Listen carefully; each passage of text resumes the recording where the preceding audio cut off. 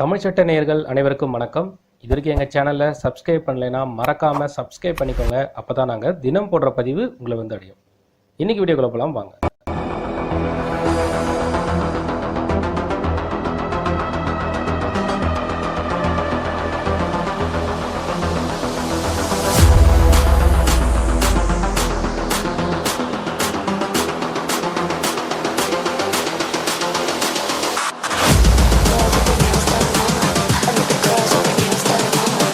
பொதுவாக ஒரு மேரேஜ் வந்து டிவோர்ஸ் நடக்கும்போது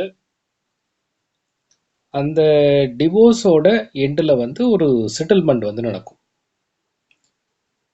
அந்த செட்டில்மெண்ட் வந்து வெவ்வேறு காரணங்களுக்காக செட்டில்மெண்ட் வந்து கொடுப்பாங்க. அதில் பெர்மனண்ட் அலிமோனின்னு சொல்லுவாங்க.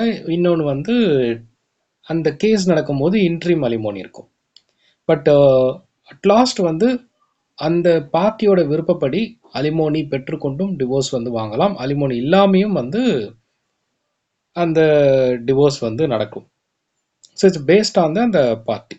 இதே நீங்கள் மியூச்சுவல் டிவோர்ஸில் எடுத்தீங்கனாலும் இதே கண்டிஷன் தான். இப்போது ரீசெண்டாக நம்ம ஒரு ஜட்ஜ்மெண்ட், அந்த ஜட்ஜ்மெண்ட்டில் நம்ம என்ன பார்க்க போகிறோன்னா, ஒரு செகண்ட் மேரேஜ் ஆகி அதில் வந்து டிவோர்ஸ் நடக்குது. அப்போது அந்த பர்டிகுலர் பெண்மணி வந்து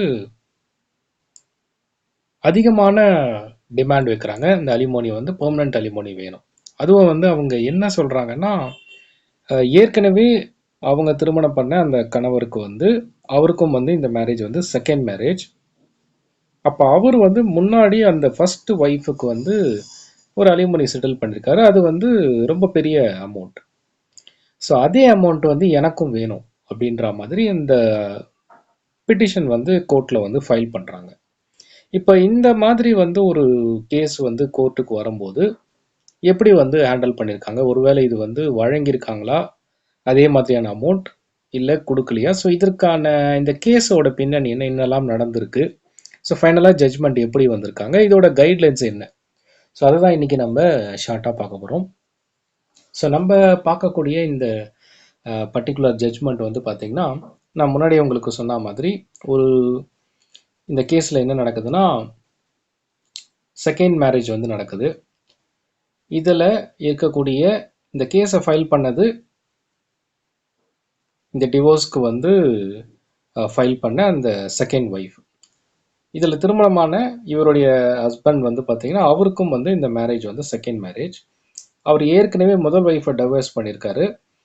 அந்த டைவர்ஸில் வந்து பார்த்திங்கன்னா, அந்த பர்டிகுலர் வாழ்க்கையில் அவங்களுக்கு வந்து 2 குழந்தைங்க இருக்காங்க. அவங்களுக்கு ஏற்பட்ட சில ப்ராப்ளத்தினால டிவோர்ஸ் பண்ணியிருக்காங்க. அவருக்கு ஒரு பெரிய தொகை வந்து அமௌண்ட் வந்து செட்டில் பண்ணியிருக்காரு இந்த ஹஸ்பண்ட். அதுக்கப்புறம் இவங்க செகண்ட் மேரேஜ் பண்ணியிருக்காங்க. அந்த செகண்ட் மேரேஜையும் ஒரு 1 இயர் காலகட்டத்துக்கு அப்புறமா இவங்க 2 பேருக்கும் கருத்து வேறுபாடு ஏற்படுது, மிஸ் அண்டர்ஸ்டாண்டிங். இந்த பர்டிகுலர் மிஸ் அண்டர்ஸ்டாண்டிங்கில் இந்த லேடி வந்து கிரிமினல் கம்ப்ளைண்ட்டும் வந்து அவர் மேலே வந்து போலீஸ் ஸ்டேஷனில் ஃபைல் பண்ணுறாங்க. மேலும் வந்து அவருக்கு வந்து மன உளைச்சல் ஏற்படுத்தியிருக்காரு. இந்த காரணங்களுக்காகவும் டிவோர்ஸையும் வந்து அப்ளை பண்ணுறாங்க. அப்ளை பண்ணது மட்டும் இல்லாமல் பெரிய தொகையான அலிமோனியை வந்து கேட்குறாங்க. இப்போது கோர்ட்டுக்கு வந்து இப்போ இந்த வழக்கு வரும்போது அவங்க அப்சர்வேஷன் பண்ணுறாங்க.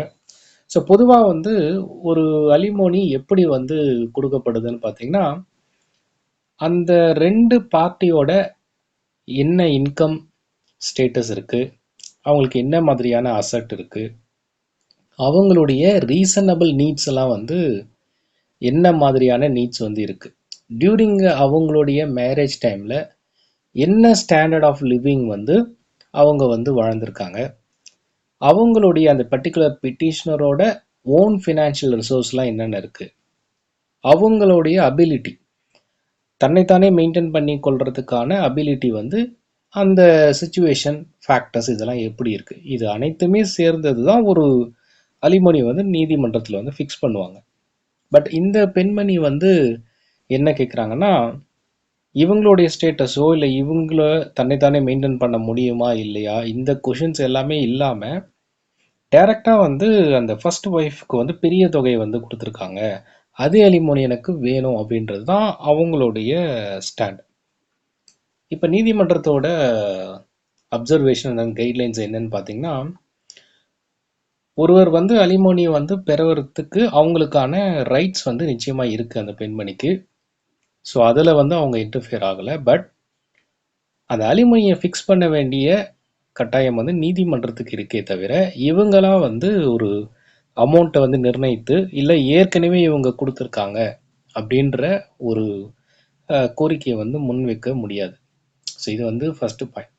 அந்த செகண்ட் பாயிண்ட் வந்து பார்த்தீங்கன்னா, இந்த மாதிரி வந்து ஈக்குவலைசேஷன் பண்ணுறது, ஏற்கனவே ஒரு வழக்கில் இதே மாதிரியான அமௌண்ட் வந்து கொடுக்கப்பட்டிருக்கு, அதே எனக்கு வேணும் அப்படி நீங்கள் சொல்கிறீங்கன்னா, அதில் இருக்கக்கூடிய ஃபேக்டர்ஸ் எல்லாமே ஈக்குவலாக இருக்கும்.